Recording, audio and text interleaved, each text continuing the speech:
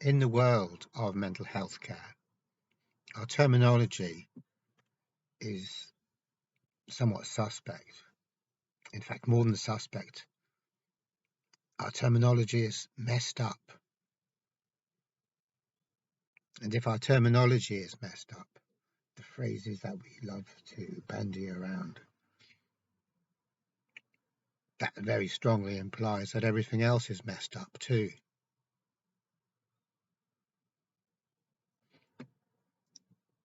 Now, it might sound like I'm just being deliberately awkward to take this particular tack, because maybe it's better just to go along with things and try and work within it. But I don't think so. I think if something's messed up, you just have to say that it's messed up. There's no, if it's a pig's ear, it's a pig's ear. What can you do? You can't make silk purse out of it, as they say. But the particular bit of messed up terminology that I would like to talk about today is this phrase, distress tolerance.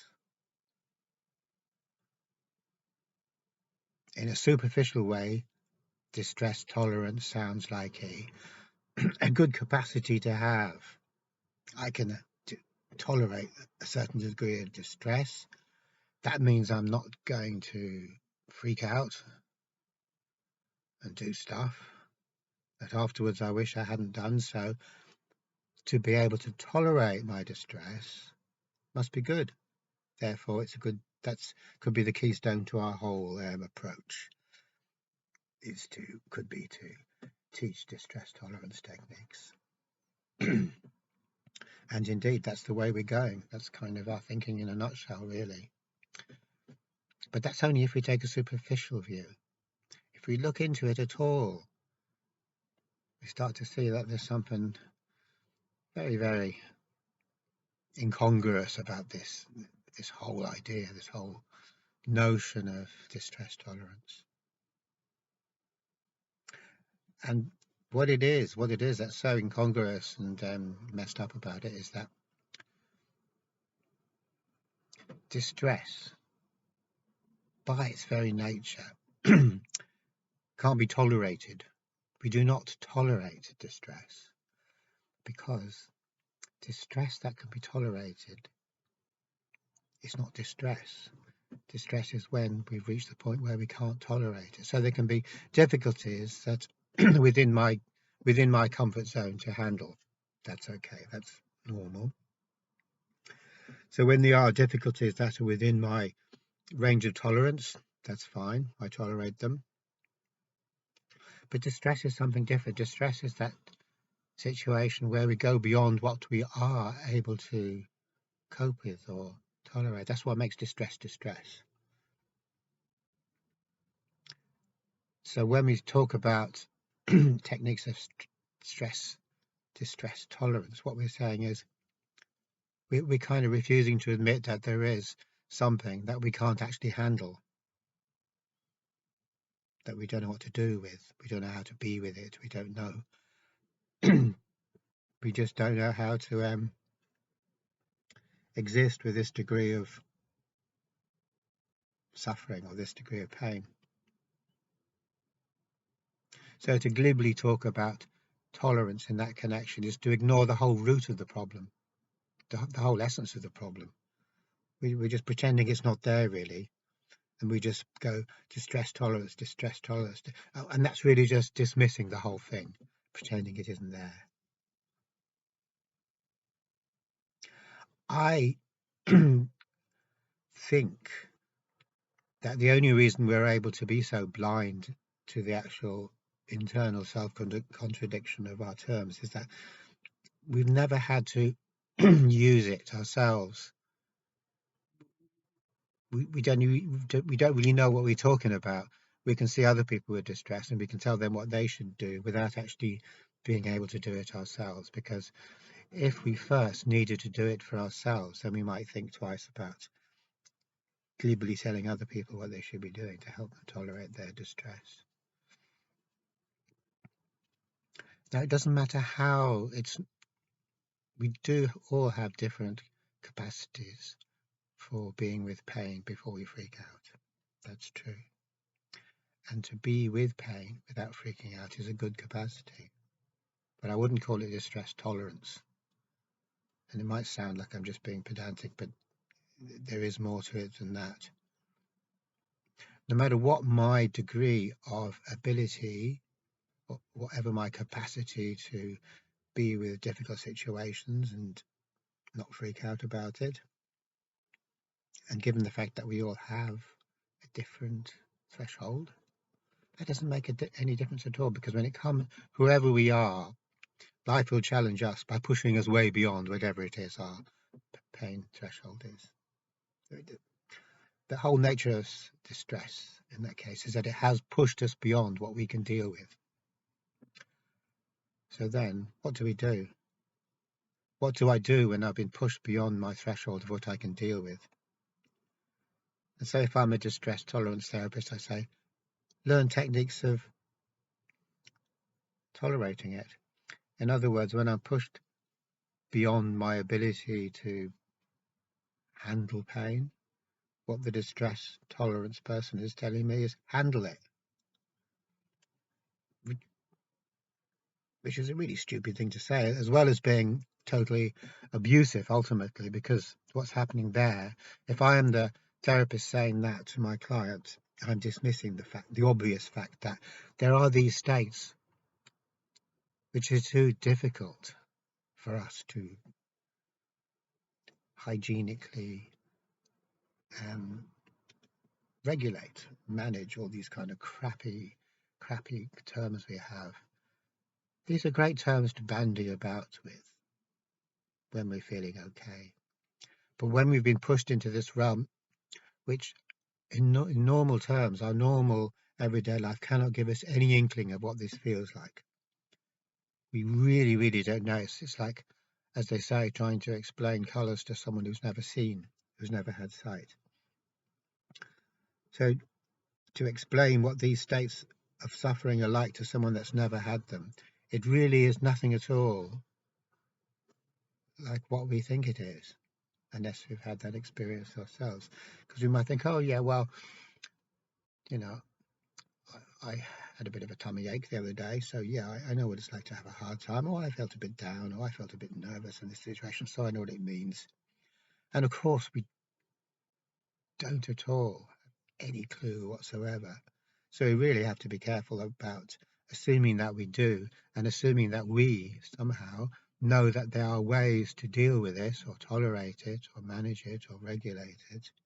Because as soon as we do that, we've actually been hugely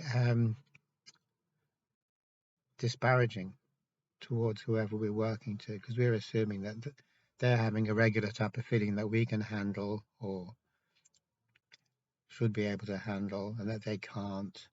So even if we're as nice as pie to them and say, here, look, I'm going to teach you these lovely distress tolerant techniques, we're still giving them the message that you should be able to tolerate this. Okay, we might be saying, okay, of course you can't because you haven't taught you the distress tolerance techniques yet, but the implication is when I have taught you it, then you will have the means to tolerate it. So it's your own fault. You're culpable if you don't. And that absolutely is the purest bullshit there ever was. It really, really is total bullshit. I'm astounded that anyone could take it seriously for a second, because no matter what distress tolerance type techniques I've got, maybe I've worked really hard on them, I got a whole heap of them, life doesn't give a damn about that. Life will see this and it'll go, okay, well, no, life doesn't really do this, but in a manner of speaking, life will see that and it'll go, okay, yeah, great, and then it'll push it out way beyond what I'm able to tolerate, and I'll be in the same place of being in a place where I don't have the means of tolerating it, managing it, controlling it, regulating it. So it doesn't matter what skills and abilities and tricks I have. Life is always going to go one stage further. So what do we do then?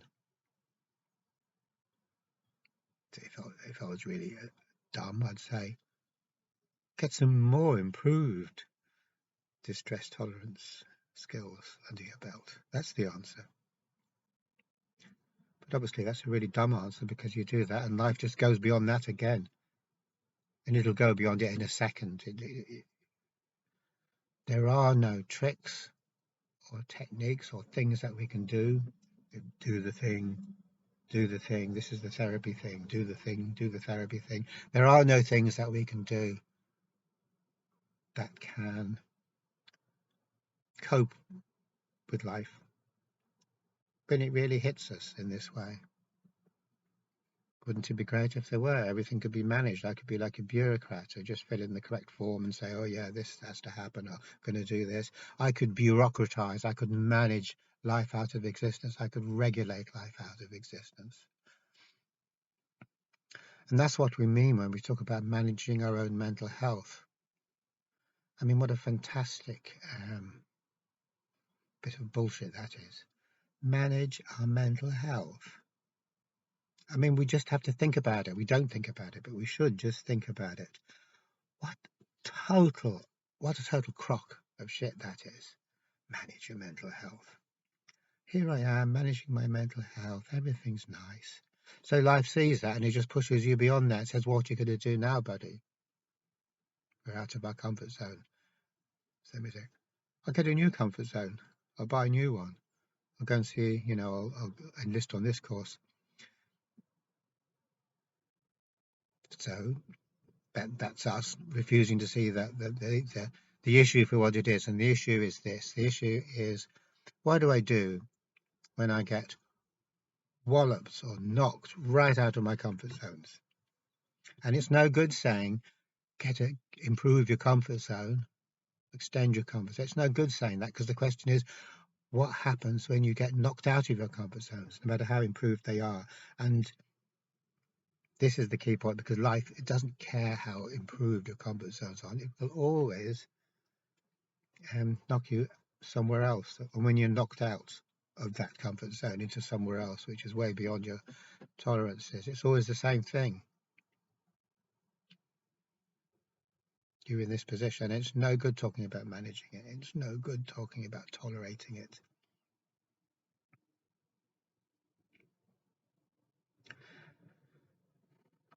Now, having said that, in a certain sense, we could say that there is a type of mileage to be had about tolerating stuff, if you want to go down that particular road, which is not a good road to go down, but we generally do go down that road. And that is the road of making ourselves numb or desensitized. And that's what psychotherapists would call shutting down. So if I'm in distress, emotional distress, and I am able to tolerate it, that actually means that it's no longer distress. And if it's no longer distress, that's because I've blanked it out. I have shut down. I've made myself dead to it. I've numbed myself to it. And that is, in a way, that is, or could be said to be, dealing with it. I've dealt with my pain by making myself insensitive to it. And this really is a big deal, or a thing that's worth talking about, because as any psychotherapist will tell you, that we deal with all the difficulties in life and all the traumas in life and all the stuff that we've been through. We deal with it as we grow up by shutting down, becoming insensitive, by becoming kind of invulnerable. So we put up armor, loads and loads and loads of armor, heavy duty armor. And when we look around us on the streets, most of the people we see are encased in heavy duty armor for exactly that reason, to become invulnerable, to be not at the mercy of this pain that we don't know how to deal with, the emotions that we don't know how to deal with.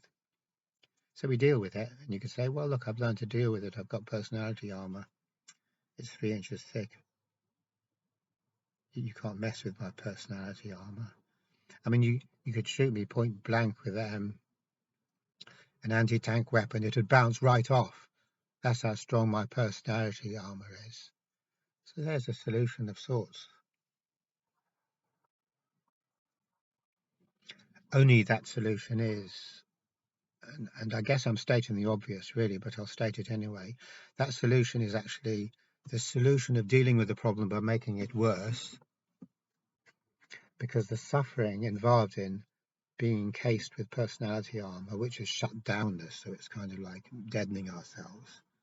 Like, presumably we're still there behind all that armor, we assume we are. But actually we're not, because when we insulate ourselves from life, we die. It's only by being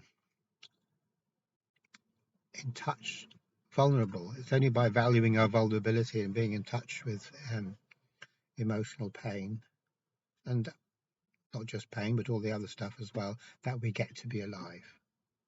Because that is life. That is what life is. It's being directly in touch with all that stuff and not blocking it out.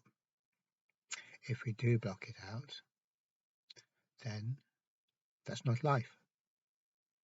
It's a kind of insulated state of, I'm just going to carry along being totally insulated from everything, really.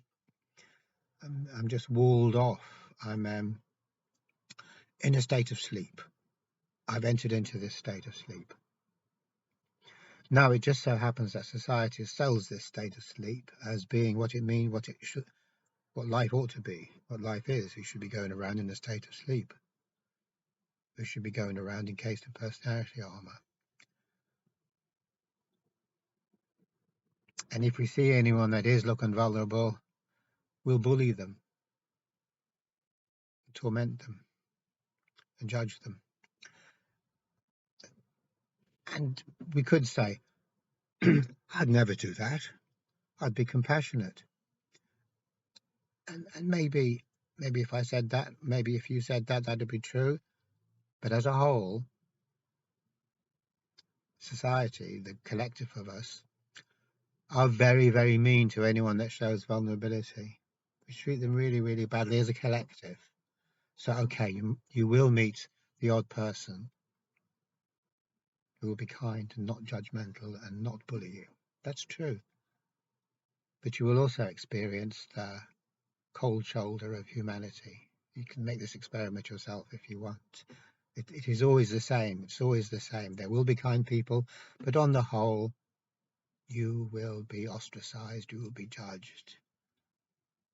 You will be treated badly, you'd be made to feel bad about feeling bad, basically. And anyone who has had mental health issues will be happy to testify to that. It's a common experience. People make you feel bad about feeling bad. It doesn't make any sense because you're already feeling bad. You don't need to be punished and made to feel even worse for it, but we do as a collective. That's what we do, because we just can't handle that. We kind of have the assumption that there's something wrong with you if you can't deal with that pain in whatever way. And one of our ways to get people to deal with it is to teach them distress tolerance techniques. It's a way of saying shut up to the distress tolerance techniques. And it might seem really unfair for me to say that. I'm sure it does seem really unfair. But we can't get away from the fact that this isn't really helping anyone, like I was saying to start off with. If there is distress that we can tolerate, it's not a big deal, because we'll tolerate it. But when we come to this whole realm of life, this whole realm of experience, which is where our tricks and our strategies and all of our maneuvers don't work, that's what we need to understand, is that what do we do then? And it's no good saying get a strategy. It isn't. What do we do then? And unfortunately, anyone who hasn't been through that and who hasn't made the discovery of what it is that is helpful is only ever going to be only able to be talking in terms of strategies and suggesting that your strategies need improving, and the implication is that it's all up to you to get the right strategies. And I know I've said this about 1,000 times, but if we haven't had the experience ourselves, then we don't know what they're talking about, and we're just assuming that they're talking about something that ought to be able to be tolerated, or ought to be able to. So we're really not addressing the issue at all.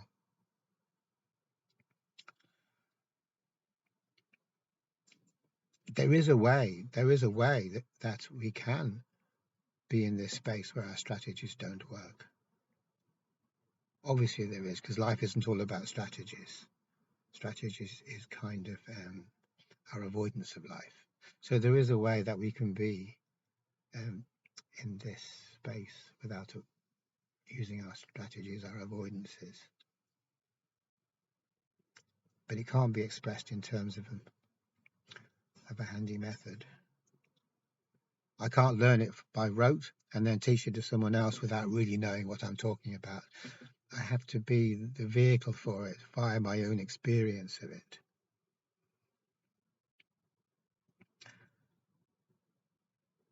And even then, it's a really hard thing to convey.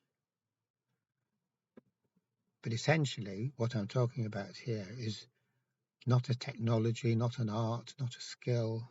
All these horrific words. They're horrific when it comes to mental health. When we think there's a skill, that mental health is a skill, that's horrific. It's not a skill. Living isn't a skill. And being with pain in that space where there's no strategies to deal with that pain isn't a skill. It's something else, but we don't even have a word for it. But if we could talk about it at all, what we could say, it's about being in that place without without thinking about it in any way. I don't mean that we ignore it or pretend it isn't happening. We just experience it without having any ideas about it, without having any plans of how to deal with it, without having any ideas that it shouldn't be like this, or any ideas that if we tolerate it or deal with it, it'll be better. But just to be in that situation without having any ideas about it or descriptions about it or theories about it, just to be totally in it, which is easy enough to say.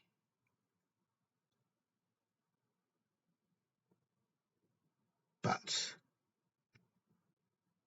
at the same time, when we go down that particular road, what we find out is that is actually it's the ultimate art, really. No one else can teach us about it. No one else can tell us about it. They can support us in our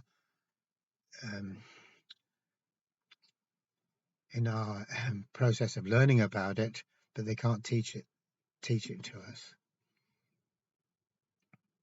Okay, thanks for watching.